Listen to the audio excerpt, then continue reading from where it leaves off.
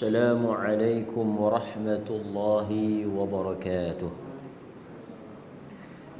الحمد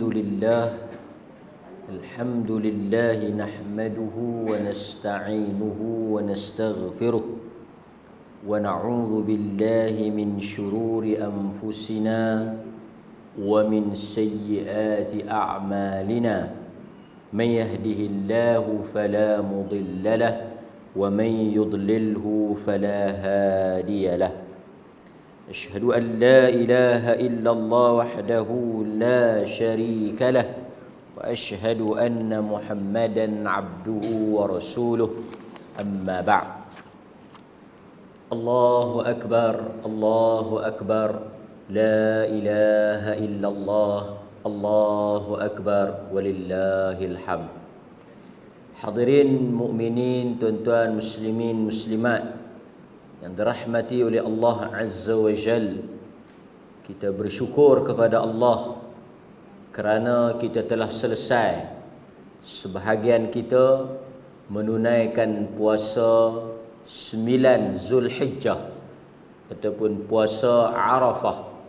Mudah-mudahan puasa yang kita lakukan ikhlas, semata-mata mengharapkan pengampunan daripada Allah, dapat mengampunkan dosa kita pada tahun yang lepas dan pada tahun yang akan datang.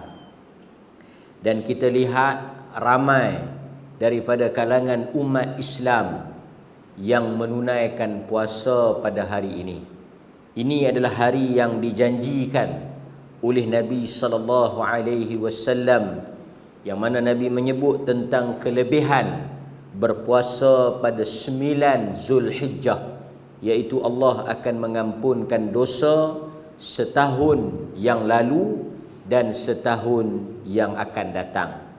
Jadi mudah-mudahan puasa saya, puasa tuan-tuan dan puasa seluruh umat Islam pada hari ini, khususnya di Malaysia, diterima oleh Allah dan menjadi asbab untuk Allah mengampunkan dosa kita.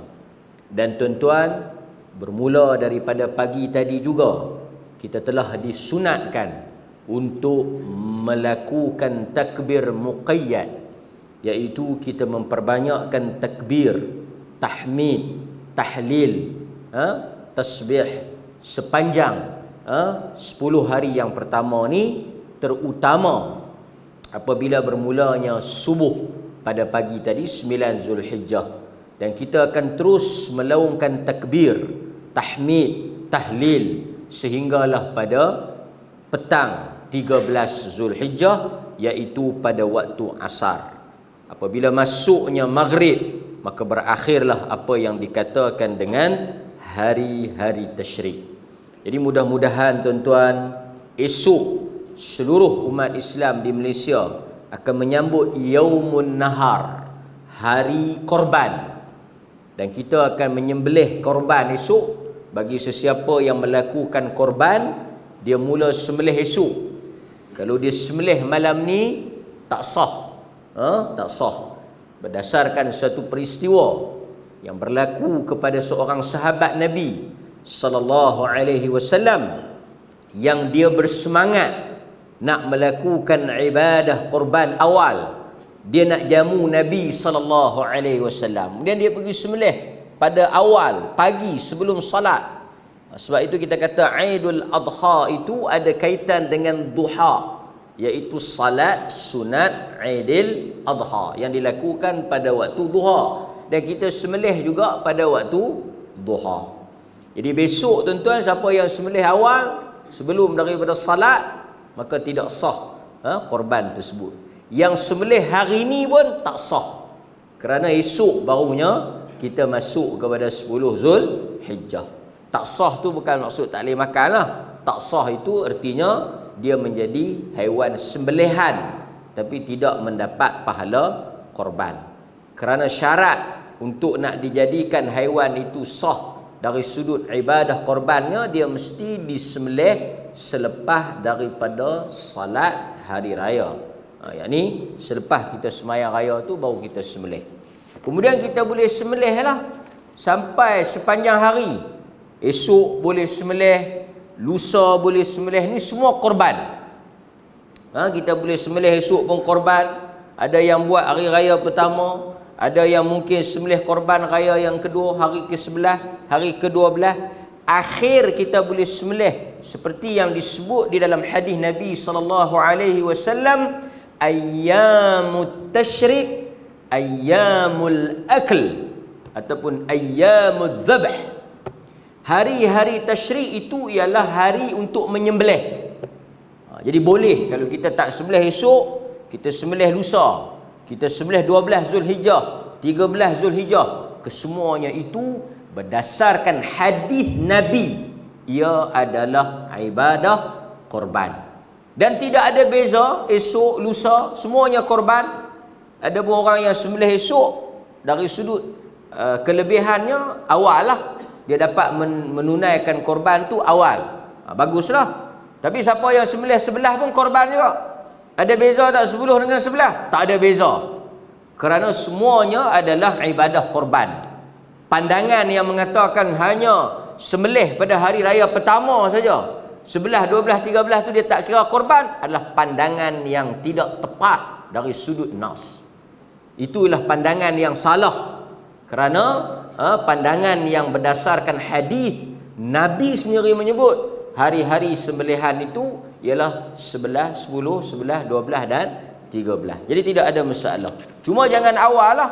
Jangan sembelih hari ni, ataupun jangan sembelih lewat, iaitu pada 14. Kan? Itu semua tidak dikira sebagai ibadah korban.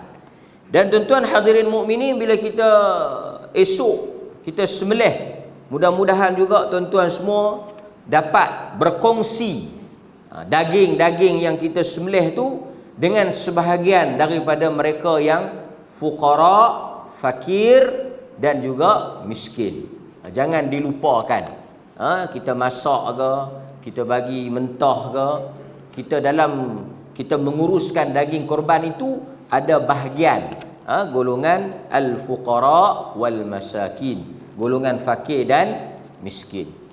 Bahkan sebahagian mazhab seperti yang pernah kita sebut mewajibkan untuk kita memberi sebahagian daging tu kepada fakir miskin. Kalau kita tak bagi, menurut pandangan mazhab tersebut tidak sah. Walaupun ada juga mazhab lain yang menyatakan sunat saja kita sedekah ni, kita boleh makan semua, tak ada masalah kan. Tetapi kalau kita tengok perbuatan Nabi, memang Nabi akan mengambil satu bahagian untuk disedekahkan kepada fakir miskin. Itu sedikitlah ingatan. Esok kita semua keluar beramai-ramai menunaikan salat hari raya, bawa anak isteri, kaum keluarga untuk pergi menunaikan salat hari raya. Dan esok juga kalau kita tengok di dalam hadis Nabi sallallahu alaihi wasallam, baginda agak berbeza dengan salat hari raya ataupun hari raya Aidilfitri. Baginda tidak makan. Besok baginda tak makan sebelum keluar. Di dalam hadis, kalau raya puasa Nabi makan dulu baru pergi salat. Tapi kalau raya Aidul Adha, Nabi sallallahu alaihi wasallam ni dia tak makan. Dia keluar dulu. Dia keluar pergi salat, lepas tu dia akan makan daging korban yang dimasak. Itu antara. Cuma kalau kita nak makan dulu tu tak apalah. Kut tuan-tuan yang jenis makan ubat awal ke, kan? Tuan-tuan yang jenis perut masuk angin ke, kan? Tuan-tuan yang nak tunggu daging korban lambat ke, kan? Ada masalah, boleh je nak makan. Orang kita ni dia bagus dah. Dia tak makan awal tu, masa dia keluar pergi masjid tu dia tak makan. Tapi Nabi ni dia makan apa yang masuk yang pertama ke dalam mulut dia ialah daging korban. Tapi kita tu awal tu tak makan dah. Tapi kita lepas tu kita breakfast nasi lemak lah kan. Roti lah, bukanlah daging korban tu. Tak apalah tuan-tuan. Ala kulli hal, apapun kita cuba menghidupkan sunnah. Bagi siapa yang mampu, dia keluar awal esok, dia tak perlu makan lagi. Itu sunnah. Lepas tu kalau dia buat daging korban esok, kalau dia boleh masak cepat, dia boleh urus cepat pun tidak ada masalah. Dia boleh makan daging korban, dia dapat sunnah yang kedua. Baik, kita tengok hadis yang akan kita bincangkan pada malam ini insya-Allah taala. Daripada Abdullah bin Mas'ud radhiyallahu an, Ni hadis yang akan kita kongsi pada malam ini. Sambungan daripada hadis kuliah yang lepas. Daripada Abdullah bin Mas'ud radhiyallahu an, beliau berkata, Rasulullah sallallahu alaihi wasallam bersabda, Nabi bersabda dalam satu hadis. Hadis ini diriwayatkan oleh Al-Imam Al-Bukhari. Hadis ini diriwayatkan oleh siapa? Al-Imam Al-Bukhari. Okey. Hadis ini berbunyi, Al-jannatu aqrabu ila ahadikum min syiraki na'lih wan naru mithlu dhalik. Atau kama qal, hadis yang diriwayatkan oleh Al-Imam Al-Bukhari. Terjemahan hadis, maksud hadis. Ini hadis ni penting ni. Apa maksud hadis ni? Al-jannatu, al-jannah maksudnya syurga. Nabi menyebut di dalam hadis ni, Nabi kata syurga aqrabu. Syurga itu sangat dekat, sangat hampir, ila ahadikum, dengan diri kamu. Bahagian yang pertama ni Nabi kata apa? Syurga itu sangat dekat, sangat hampir dengan kamu. Min syirak na'alih. Dia lebih dekat dengan kita, lebih daripada dekatnya tali kasut. Nabi buat perbandingan syurga itu lebih dekat dengan kita berbanding tali kasut. Pasal apa Nabi sebut tali kasut ni? Sekali lagi kita tengok maksud tali kasut tu. Tali kasut ni dekat dengan kita. Dia orang kata apa? Sangat rapat ataupun sangat hampir dengan diri kita. Tapi Nabi kata al-jannah aqrabu. Syurga tu lagi dekat. Lagi dekat daripada tali kasut kamu. Tapi Nabi tak berhenti dekat situ. Nabi kata wan naru, neraka pun mislu dhalik. Neraka pun samalah, dia pun dekat dengan kamu lebih daripada tali kasut kamu.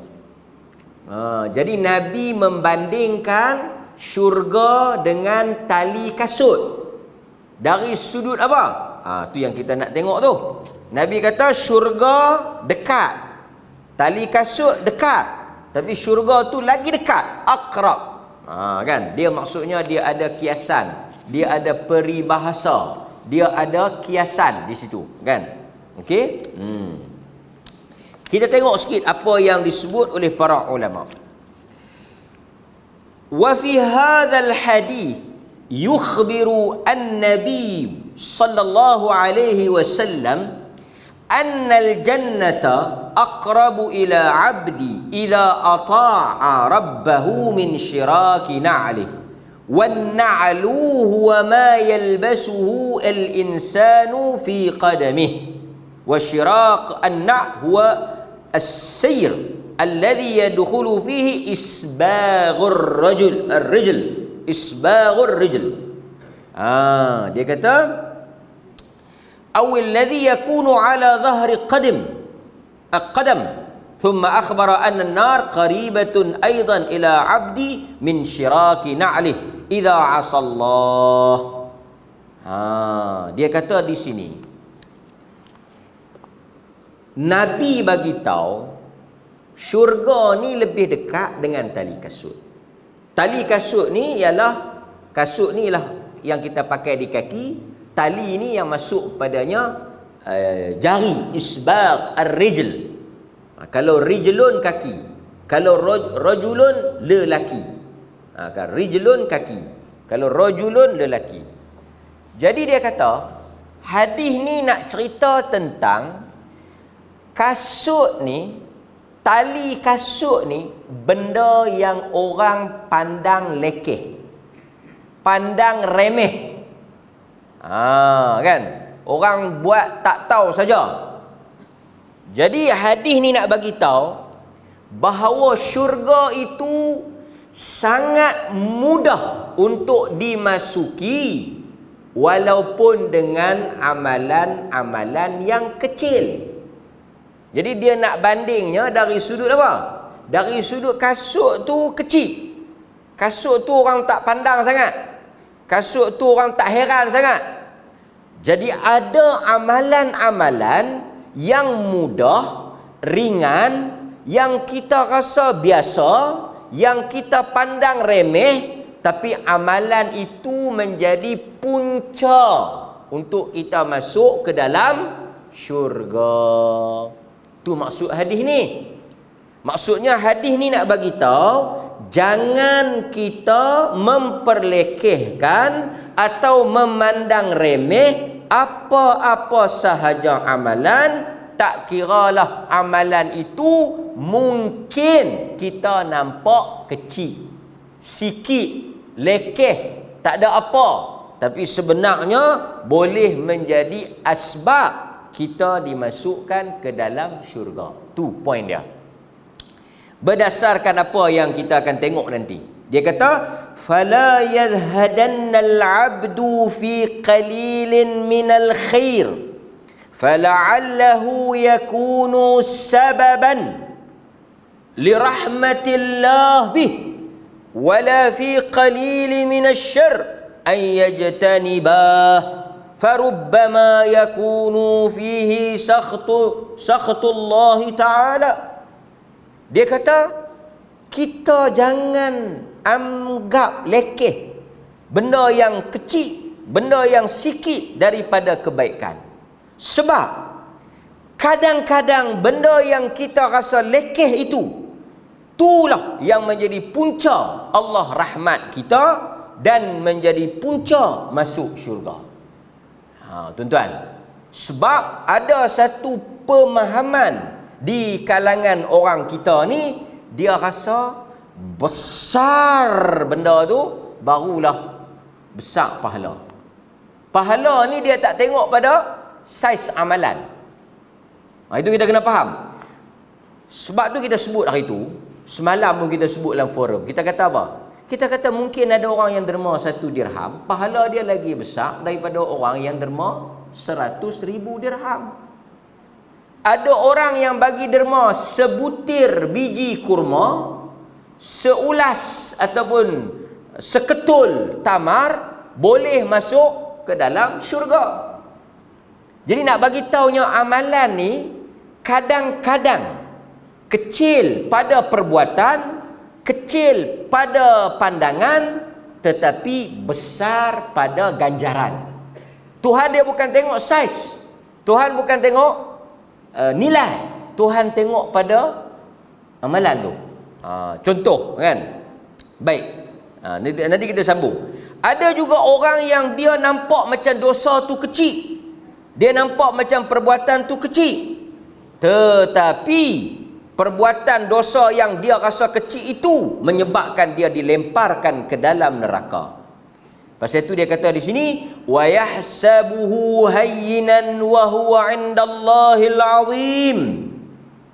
Ada orang yang merasa benda itu kecil di sisi dia, tetapi besar di sisi Allah. Dan dia kata lagi, wa kullu dhalik li'annal mu'min la ya'lamu al-hasanata allati yarhamuhu Allahu biha. Dia kata, kita ni tak tahu yang mana satu besar, yang mana satu kecil. Boleh kita anggap benda tu kecil, tapi kesan dia besar. Boleh kita kata benda tu besar, tapi Tuhan tak pandang pun. Dan dia kata lagi ni, tidak ada mana-mana orang beriman yang mengetahui mana satukah kebaikan hasanah yang dia lakukan itu yang menyebabkan Allah merahmati dia. Dan dia juga tak tahu dalam banyak-banyak dosa yang dia buat, yang manakah dosa yang Tuhan murka kepada dia. Tu point dia. Sebab itu tuan-tuan hadirin mukminin, apa yang kita boleh ambil daripada hadis ni, jangan kira kecil besar, jangan pandang lekeh, dan jangan rasa malu, Dan jangan fikir orang nak kata apa. Tu yang paling penting. Ni nak main, nak buat apa-apa, duk fikir orang kata apa, duk fikir pandangan orang, duk fikir mulut orang. Kan? Semalam ada orang bagi beras pulut 1 kilo. Alhamdulillah lah. Bukan gaduh tunggu 1000 kilo. Dapat beras pulut 1 kilo. Kalau kita kata 1 kilo ada nak patut, jangan, mana tahu kawan tu tak ada langsung ke, kan? Ya, 1 kilo tu lah yang paling besar bagi dia. Jadi tuan-tuan semua ni jangan malu. Bagi. Kan? Itu kempen kita. Seperti mana dalam satu hadis daripada Abu Zar. Abu Zar kata apa? La tahkiranna minal ma'rufi syai'a. Jangan sesekali memandang kecil. Abu Zar kata, Nabi bersabda, jangan kamu memandang kecil, lekeh apa-apa kebaikan. Syai'a. Tak kira lah apa-apa pun kebaikan yang mungkin kita rasa lekeh, kita rasa kecil. Walau an talqa akhaka biwajhin talqa. Walaupun hanya dengan bermanis muka atau tersenyum ketika bertemu dengan saudara kamu. Nampak? Kita jumpa orang, muka bagi ceria, kita senyum. Nabi kata yang tu pun walaupun nampak biasa, nampak lekeh, nampak ringan, tetapi pahala dia besar. Hadis yang saya baca tadi ni riwayat Imam Muslim. Tuan-tuan jumpa satu orang, tuan-tuan senyum dekat dia. Dia yang tengok tuan-tuan rasa tenang, rasa seronok. Tuan-tuan dapat pahala yang besar. Dan kadang-kadang kita mungkin anggap benda tu biasa. Kita anggap benda tu tak ada apa. Tapi Allah Ta'ala menilai benda tu besar. Pasal bila kita muka senyum, dia tengok pun dia rasa senang. Ini duk buat muka masam, duk buat muka com, duk buat muka don. Kan? Orang tengok pun jadi serabut. Buat muka cengeng, buat muka panglima berantai. Padahal tak ada siapa heran pun muka dia tu, kan. Nampak? Sebab itu ni, nampak? Kita nak buat korban ni, kan? Nak buat korban ni jangan duk kira lah nak bagi banyak mana. Kalau kita buat sikit-sikit pun bagi, segalah nak pergi hantar sikit sangat, kan? Benda lekeh sangat, tulang pun bagi. Tulang ni sebenarnya mahal juga macam daging, kan? Pasal tu Nabi pernah sebut pada wanita. Nabi kata, ya nisa, wahai wanita-wanita al-muslimat yang beriman, mukminat. Nabi bagi tahu, aku melihat kamu ramai, banyak menjadi penghuni neraka. Bersedekahlah. Nabi suruh wanita-wanita ni bersedekah. Pasal sedekah ni boleh menyelamatkan kita daripada neraka.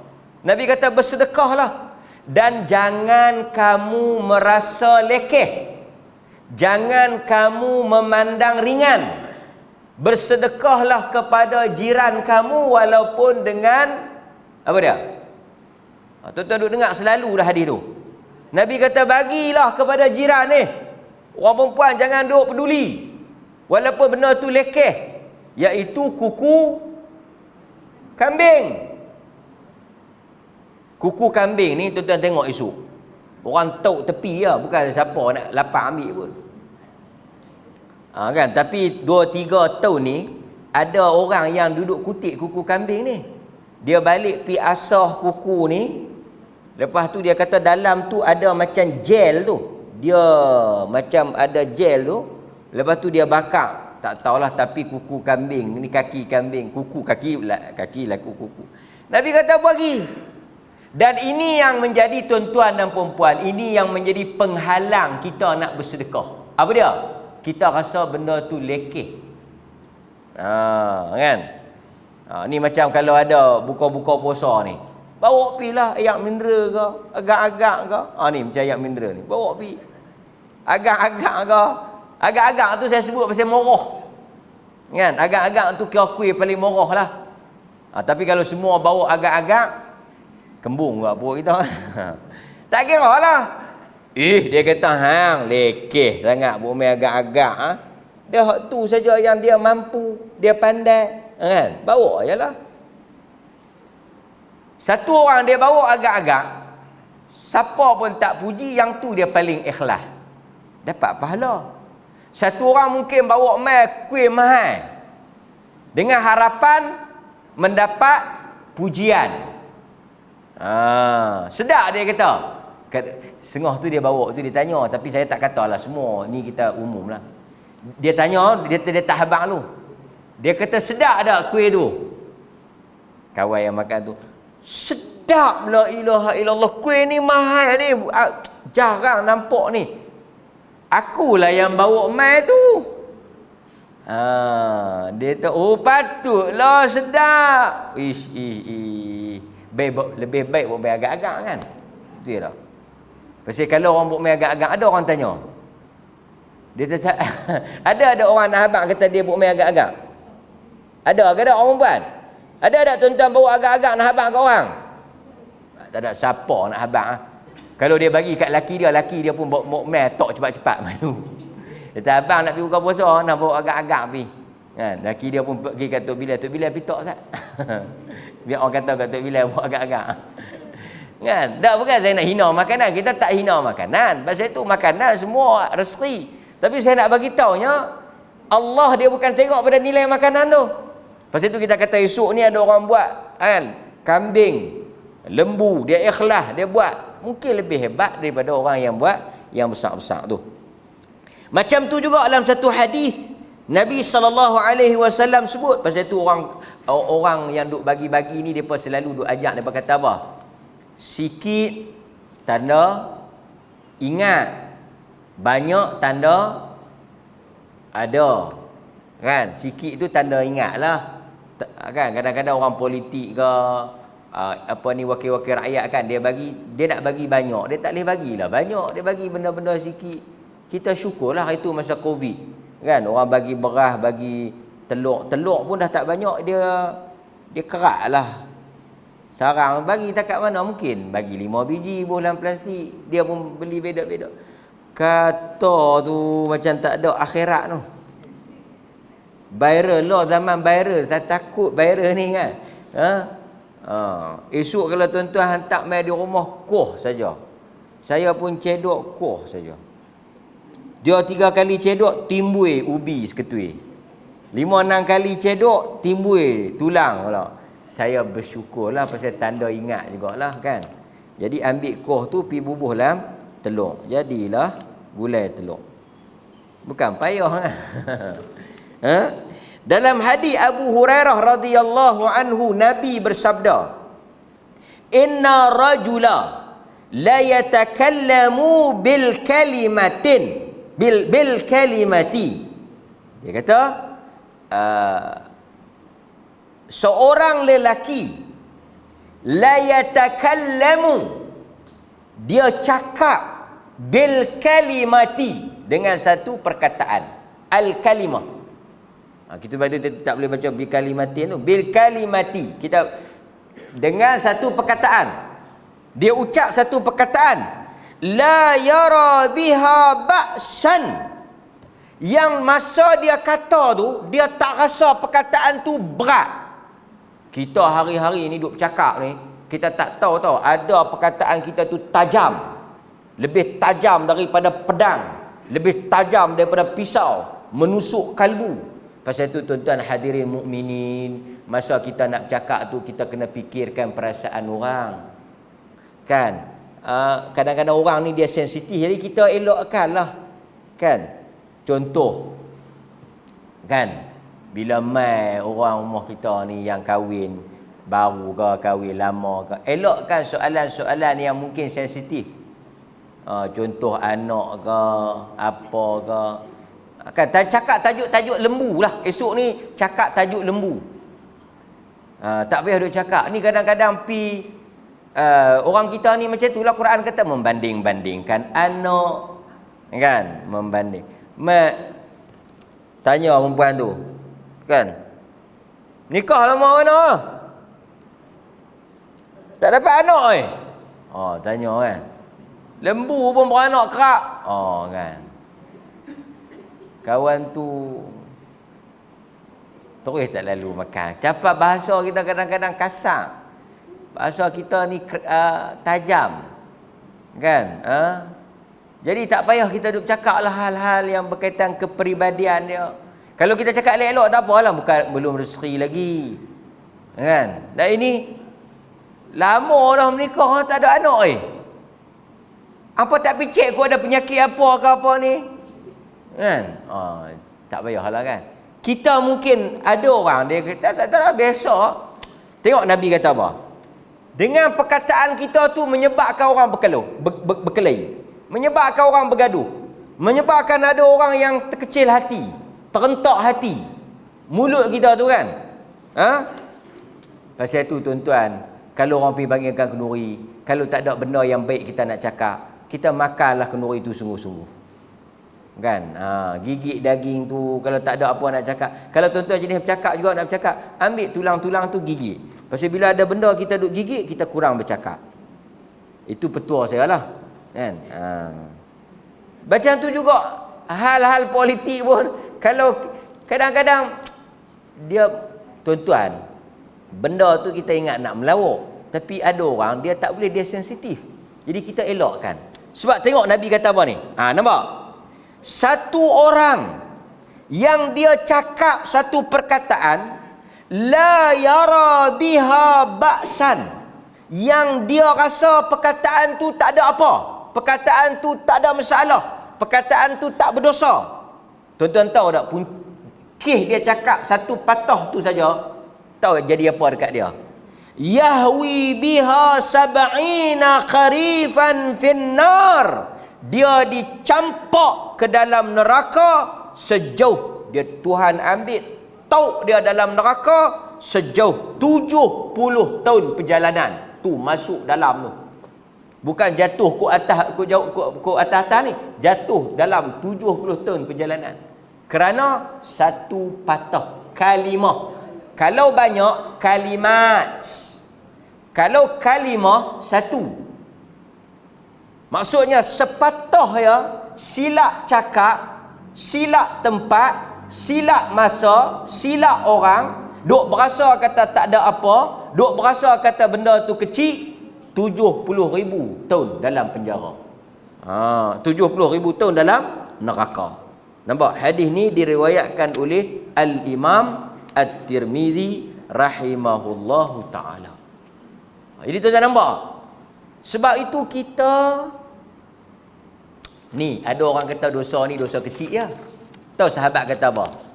Dosa besar salah satunya ialah sentiasa melakukan dosa kecil. Al-israr. Orang yang duk buat dosa kecil selalu ni, dia telah jatuh ke dalam dosa besar. Dan dosa besar dia tak terus jadi besar, melainkan dia mula dengan kecil.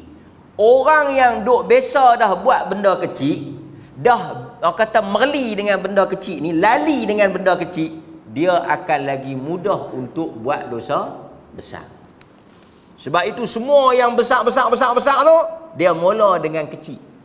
Pasal itu ada pepatah Arab kot. Dia kata bermula dengan mata, turun ke hati, hati turun ke kaki. Kan? Mula mata memandang mata. Lepas tu dia tak terus berzina. Tengok lawan tengok. Lepas tu lawan bersembang. Kan? Mula-mula takkan terus tekam. Mana? Mula-mula dia tengok. Hang tengok aku tengok hang. Kan? Lepas tu bermain mata. Lepas bermain mata, apa dia? Dia mula bersembang. Ringan-ringan dulu.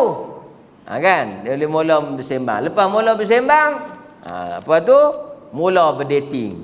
Lepas mula berdating, mungkin mula pegang tangan, mula tangkap gambar. Lepas tu dia melarat lah.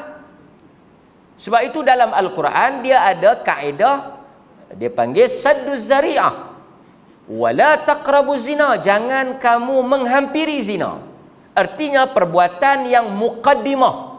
Kita jangan duk kalau kita rasa tak boleh kontrol, kita pi minta terus. Dia kata, aku kalau tengok hang aku rasa berkenan. Hang ada bini orang ke, anak dara siapa ke apa ni, aku nak pergi menikah. Lagu tu okey. Senang, gentleman, terus terang. Kan? Tak payah kita kawan-kawan dululah. Saya tak tahulah. Kawan-kawan ni tak ada kawan. Kan? Orang lelaki-lelaki kalau berkawan dengan orang lelaki-lelaki okey. Orang lelaki-lelaki kalau berkawan dengan orang perempuan ni pelik. Kan? Yang tu saja tahulah. Yang tuan-tuan tak tahulah kan. Jadi tak payah duk berkawan lah. Kalau berkenan, tak payah duk ajak jom kita berkawan. Jom kita kahwin.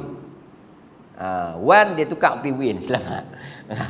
Orang lelaki-lelaki kalau betul nak berkawan, ajak. Dia kata aku ni berkenan dengan aku ingat aku nak berkawan dengan hang. Kalau nak berkawan dengan saya boleh, tapi kena berkawan dengan pok saya juga. Jadi kalau nak ajak pergi mana-mana, kita pergi 3. Aku tak mau kawan dengan pok hang, aku nak kawan dengan hang saja. Yang ni kaut. Yang ni kaut. Ada. Kalau nak kawan kita, kawan dengan pok kita semua. Pok kita pun boleh juga kalau nak tengok wayang. Beli 3 tiket. Hang duduk tani, pok aku duduk tani, aku duduk tani. Popcorn 3. Makan model dia tu aku kawan dengan hang. Kan? Nak berkawan dua aku tak mau. Pasal apa? Pasal tetap ada yang ketiga, syaitan. Jadi tuan-tuan semua kena berani ni, panglima. Ramak berkenan, buka langkah, bismillah, menikah. Kan? Pasal tu orang Melayu ni dia kena ubah dah sikit. Satu trend yang tak berapa bagus. Bertunang bertahun-tahun ni bukan agama Islam tak ajak bertahun-tahun ni kan. Islam dia ajar tunang, ada khitbah. Tapi tujuannya untuk mengenali hati budi, untuk nak mengenali latar belakang, untuk nak mengenali agama dia. Lepas tu kahwinlah. Tapi sampai bertahun-tahun bertunang ni, sampai lama bertunang ni, dia tidak diajar di dalam ajaran agama kita lah kan. Tapi ada khitbah. Khitbah tu tujuan dia apa? Khitbah ataupun tunang ni ialah untuk menghalang daripada orang lain masuk meminang dia. Nabi tak bagilah, maksudnya tak boleh meminang di atas pinangan orang lain. Jadi kalau kita berkenal pada satu orang perempuan, kita pergi tunang dia dulu. Jadi tunang dia dulu, kita tak, orang lain tak haram. Orang lain haram. Larangan tu haram. Orang lain haram masuk minta dia, melainkan setelah kita lepaskan dia. Tapi kita dengan dia tu tak bolehlah lama sangat. Tahu latar belakang dia, keturunan dia, agama dia, kenal sikap budi dia apa semua, keluarga dia, terus kita kahwin. Kan? Sebab tuan-tuan yang terjadi bukanlah saya sebut, tapi yang terjadi apa dia? Bertunang 6 tahun, menikah setahun dia. Lepas tu bercerai. Tunang lebih lama pada nikah. Saya pun tak tahu, kita akan buat kajian bersama lepas ni. Baik. Berikutnya apa lagi yang saya nak sebut? Beberapa amalan yang mungkin kita anggap ringan, kita anggap lekeh, tetapi besar di sisi Allah Subhanahu wa taala. Apa dia? Tengok. Yang ni saya nak kongsi dekat tuan-tuan beberapa amalan yang kecil, lekeh. Lekeh ni bukan kita hina amalan tu, tapi kita rasa benda tu biasa. Benda tu orang kata apa? Ordinary. Benda tu orang kata semua orang boleh buat lah, tapi sebenarnya lebih besar di sisi Allah. Tengok, Nabi SAW sebut, man tasaddaqa bi'adlin tamratin min kasbin tayyibin wala yas'adu ila Allah illa tayyib.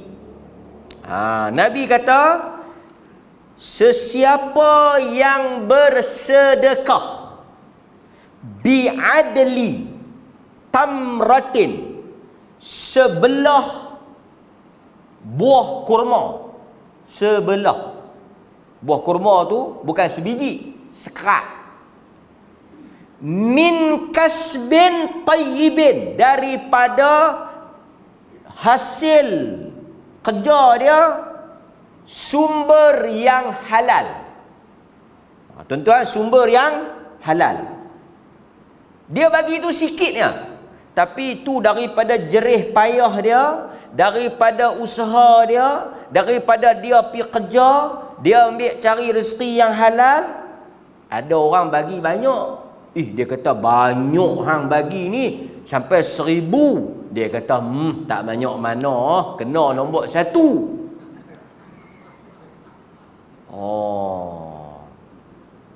Banyak mana nombor 1? Kat juta jugalah. Tu teringat kat masjid ni bagi 1000. Dia kata saya pun nak cerita bagi yang boleh bagi 1000 ni. Kita boleh 1000 ni besar tak sangka lah masjid ni kan. Ingat nak bubuh nama dia lah kan. Dia kata cerita yang saya boleh ni pun saya bukannya penat. Pasal tu tuan-tuan, orang yang boleh bagi duit yang salah ni pasal dia bukan payah nak dapat. Dia tak payah teruk-teruk nak dapat. Pasal tu dia nak bagi pun mudah. Pasal tu kadang-kadang orang yang bagi ni dia satu bukan duit dia. Bukan duit dia, memang dia boleh bagi lah. Cuba kalau duit dia. Kan? Macam Pak Cik Nazrin, dia kata ustaz ni saya ada 500 tolong bedak. Tak ada petang saya bedak lah. Pasal bukan duit saya, duit dia. Saya pun tak rasa letih, penat nak cari. Macam orang kena ekor lah. Dia kata saya main sembahyang asar itu tu imam. Tiba-tiba ternampak nombor motor tu imam. Saya pun pi beli. Nak dijadikan rezeki Allah Ta'ala, kena tu imam. Tu yang saya main bagi 1000 kat masjid, 1000 kat tu imam. 2000. Hang kena punya mana tu lah saya kata dekat juta. Allah tu imam oi. Tu imam kata alhamdulillah. Macam kadang-kadang ada orang boleh pi. Pasal tu dalam kaedah Al-Izzuddin Abdul Salam kata pahala bergantung kepada kadar payahnya kamu melakukan benda tu. Dia tak sama kan? Satu orang yang duduk dekat masjid 3 langkah sampai dengan orang yang duduk jauh. Hak yang duduk jauh tu pahala dia lagi besar. Tu yang Nabi marah, bukan marah, Nabi larang satu kumpulan depa nak jual tanah. Depa nak jual tanah, nak beli tanah tepi masjid, masjid Nabi lah. Benda tu sampai dekat Nabi. Nabi panggil dia, Pak. Nabi kata, betul ke hampa nak jual tanah rumah hampa? Betul, kami nak main beli tanah tepi masjid Nabi ni. Nak memudahkan kami main masjid. Nabi kata, jangan. Nabi kata, setiap langkah menghapuskan dosa. Setiap langkah memberikan pahala. Setiap langkah menaikkan darjat di dalam syurga. Nabi kata, hampa duduk jauh tu lagi bagus daripada hampa duduk dekat. Tu Nabi yang kata. Jadi maksudnya lagi jauh, hampa susah lagi besar pahala. Nampak tak tuan-tuan? Macam tu juga. Tak sama orang yang mudah nak melakukan satu benda dengan orang yang susah nak melakukan satu benda. Boleh faham? Lagi susah bukan kita pergi cari payah. Benda tu memang susah. Contoh orang yang sakit berusaha juga nak main masjid dengan orang yang sihat, tentu tak sama pahala dia di sisi Allah. Pasal tu orang bincang orang kaya yang buat baik dengan orang miskin yang buat baik. Orang kaya ni bila dia buat baik, besar juga pahala dia. Pasal apa? Pasal dia boleh buat jahat dan dia ada kemampuan nak buat jahat, tapi dia buat baik. Dan kadang-kadang orang miskin ni yang mereka tak boleh nak buat jahat tu pasal mereka tak ada duit. Mereka tak ada peluang tu. Faham tak? Dia tak pasal apa yang hang main masjid aja free, boleh makan free pula. Pergi tempat lain semua kena bayar duit. Kan? Nampak tuan-tuan? Faham tak? Jadi kadang-kadang orang tu dia tak buat jahat bukan kerana dia tak mau buat, tapi tak ada peluang. Satu orang lagi dia ada peluang tapi dia yang tak mau buat. Boleh banding tak? Satu orang ada peluang nak buat jahat, ada ruang nak buat jahat, ada kemampuan nak buat jahat, dia tak mau buat. Yang seorang lagi dia tak buat jahat pasal dia pun tak ada kemampuan, tak ada peluang, tak ada ruang, tak ada tempat, tak ada masa, tak ada duit nak buat. Dia pun tak buat. Tentu tak sama. Nampak tuan-tuan? Baik. Kemudian Nabi kata, sebelah kurma yang dia sedekah tu naik kepada Allah. Naik kepada Allah.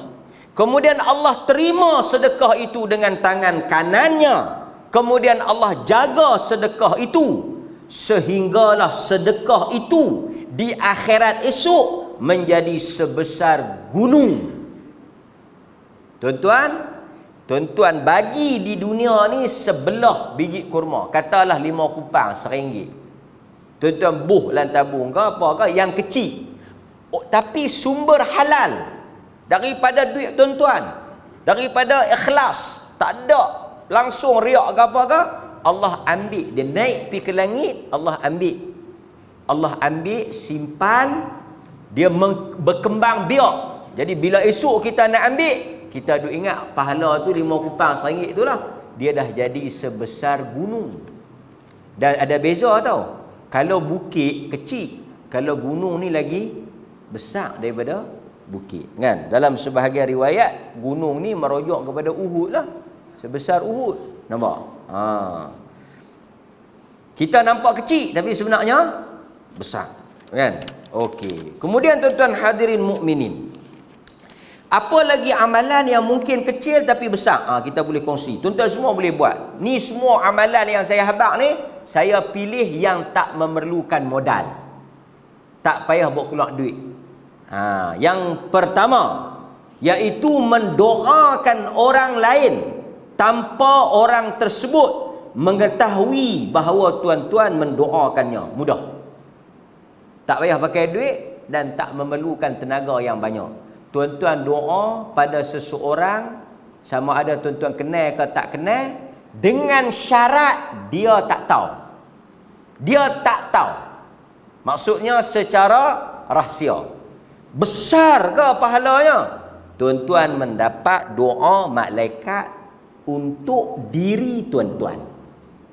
Ma min 'abdin muslim yad'u li akhihi bi-dhahril ghaib illa qala al-malak muwakkil bihi amin wa laka bimithli. Hadis riwayat Imam Muslim. Mana-mana orang Islam yang mendoakan saudaranya, tuan-tuan tahu ada sahabat-sahabat pergi Mekah, ya Allah berikanlah keselamatan kepada dia. Tuan-tuan tahu ada kawan-kawan yang sakit, yang sedang ditimpa musibah. Tu yang tuan-tuan tahu. Yang tak tahu pun kadang-kadang naik motor, naik kereta, nampak orang susah, kan? Nampak orang miskin duduk jual tepi jalan, kan? Nampak duduk tunggu, tak ada orang beli, kan? Jual nasi lemak ke, jual apa ke, duduk tunggu, tak ada orang beli. Kita pun tengok kesian, kita pun doa daripada dalam kereta, tengok dia, ya Allah bagilah ada orang mai beli, bagilah rezeki dia murah. Kesian dia nak bela anak-anak dia, kan? Kita minta ke Allah, dia tak tahu, kan? Berkat doa kita adalah Allah Ta'ala hantar rezeki mai lah, siapa-siapa pergi beli. Tapi kalau tuan-tuan ada duit, di samping tuan-tuan doa, tuan-tuan pergilah beli sama. Ini duk doa ya, kan? Tuan-tuan ada duit pergi belilah sikit, kan? Tak makan pun tak apalah, mai hantar kat masjid, kan? Malaikat turun terus. Dia kata apa? Dia kata amin. Doa kita ni malaikat kata amin. Untuk engkau juga sama. Dapat doa malaikat tu besar. Dapat. Okey, itu yang pertama. Yang kedua. Yang kedua. Tapi tuan-tuan hadirin mukminin, kita ni agama ajar jangan menyerah kalah. Dan kita jangan meminta-minta. Kita ada kudrat, ada kesihatan, ada akal, ada tenaga, kerja. Jangan meminta-minta. Yang tu agama tak bagi. Dan jangan buat simpati. Duk cari simpati belah kasihan orang. Nampak? Jangan buat muka welfare. Kan? Kita ada maruah kerjalah. Kan? Buatlah apa yang patut. Jangan duk melawak-melawak tu tak apa. Dia kata hari ni aku lapar tak makan apa lagi, mujuk aku jumpa hang. Kan? Allah Ta'ala hantar hang mai kat aku, tak apalah. Tapi kalau duk habaq ke orang, duk cerita ke orang kata kita susah. Yang peliknya kadang-kadang tuan-tuan, saya tak tahu lah masyarakat kita ni, yang bagi sedekah tu, tak kaya, yang sedekah tu kaya. Ini tu faham tak? Kadang-kadang yang minta sedekah tu pergi berjalan kata ceruk. Kan? Lebih kaya yang kita ni hok duk bagi dia, duk kesian lah dekat dia. Yang ni juga satu perkara yang tak bagus. Yang kedua, Nabi SAW sebut, kalau nak sepohon kurma di dalam syurga, dalam hadis yang diriwayatkan oleh Al-Imam Tirmizi, hadis ini sahih, iaitu Jabir radhiyallahu anhu meriwayatkan, sesiapa yang menyebut subhanallah wa bihamdih, Tuan-tuan sebut subhanallah wa bihamdih, subhanallah wa bihamdih. Ghurisat lahu nakhlatun fil jannah. Tumbuh satu pokok kurma di dalam syurga. Tu dia. Dapat sebatang pokok. Cuma baca subhanallah wa bihamdih.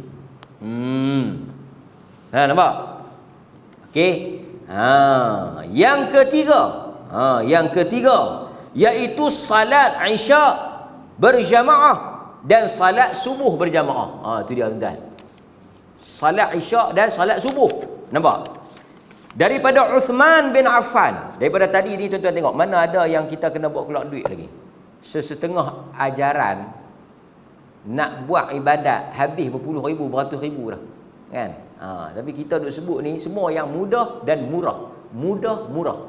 Yang ketiga, tuan-tuan apa? Kata Uthman, Nabi sebut man sallal isya fi jamaah. Siapa pi sembahyang isyak di masjid berjamaah, faka'annama qama nisfal lail. Dia mendapat pahala seperti sembahyang separuh malam. Tu dia. Sekali lagi tuan-tuan sembahyang isyak, tuan-tuan dapat pahala macam orang sembahyang setengah malam, 6 jam. 6 jam sembahyang. Ada orang sembahyang 6 jam. 6 minit pun jenuh. 6 jam sembahyang. Tak berhenti. Hanya sembahyang isyak Tapi jamaah, berjemaah di masjid. Lepas tu esok tuan-tuan mai sembahyang subuh. Wa man sallas subh fi jamaah. Siapa yang sembahyang subuh berjamaah, maka lengkaplah satu malam. Jadi tuan-tuan sembahyang isyak dapat setengah, tuan-tuan sembahyang subuh dapat satu malam penuh. Nampak? Itu besar dia. Dan Nabi SAW kata, "Lan yalijan nar ahadun salla qabla tulu'i syamsi wa qabla ghurubiha." Aku jamin tak akan masuk ke dalam neraka orang yang salat subuh dan orang yang salat asar. Hadis Muslim. Tu dia besar sembahyang subuh dengan sembahyang asar. Tapi tuan-tuan faham tak? Yang lain kena sembahyang lah. Saat lagi dia duk pulun subuh asar, subuh asar. Dia kata subuh asar pun tak masuk neraka dah. Kan? Nampak? Okey. Sebelum azan ni saya pun nak berhenti awal ni, nak belikan nasi. Lapang nasi ni. Kan tak ada makan nasi ni. Okey. Dan tuan-tuan tengok ni. Last untuk sembahyang isyak dan subuh. Wa tajtami'u malaikatul lail wa malaikatun nahar fi salatil fajr. Hadis riwayat Bukhari Muslim. Malaikat turun menyaksikan orang yang salat isyak dan orang yang salat subuh. Itu dia. Ganjaran-ganjaran ni saya bagi tahu kat tuan-tuan esok, tuan-tuan mai kan, tolong sapu cek cicak ke, tolong hampak tikar ke, tolong tutup lampu lah. Buatlah apa yang tuan-tuan rasa boleh buat. Fastabiqul khairat. Bersegeralah dalam melakukan kebaikan. Tak payahlah tuan-tuan duk tunggu orang nak buat. Tuan-tuan nampak boleh buat, tuan-tuan buat. Tapi buat tu benda-benda yang tak salah lah. Sat lagi dia mai katuk pintu, buat tukar lain tak habaq kat tu imam, kalut lah. Kan? Benda-benda macam tu jangan duk buat pandai. Ni pasal apa yang hamai katuk buat pintu, saya nak buat kebaikan. Ustaz kata jangan duk habaq, buat ya. Tak boleh lah. Benda-benda kan. Benda-benda ada tak cicak, kadang-kadang dia duduk sembahyang dia nak buat tak cicak. Dia panggil tak cicak ni. Tak cicak ambil sapu. Buanglah yang tu kan. Nampak. Benda-benda dia sambil dia nak keluar, dia nampak kipas tak tutup. Sambil nak keluar dia nampak kipas tak tutup, orang tak ada, dia tutup. Cukup. Benda macam tu ya. Tengok-tengok esok yang tu lebih besar. Dia pun tak teringat. Dia kata, ya Allah, masuk pasal apa? Tutup switch hari tu ni nak keluar. Bila tak tahu? Ada lah. Nampak. Tapi kita pandang kecil. Jadi mudah-mudahan tuan-tuan Allah Ta'ala rahmat kita insya-Allah. Jadi kita isi malam ni malam yang ke-10 Zulhijjah, perbanyakkan takbir kepada Allah Subhanahu wa taala. Aqulu ma sami'tum astaghfirullahal azim li wa lakum wa billahi taufiq wal hidayah. Wassalamu alaikum warahmatullahi wabarakatuh.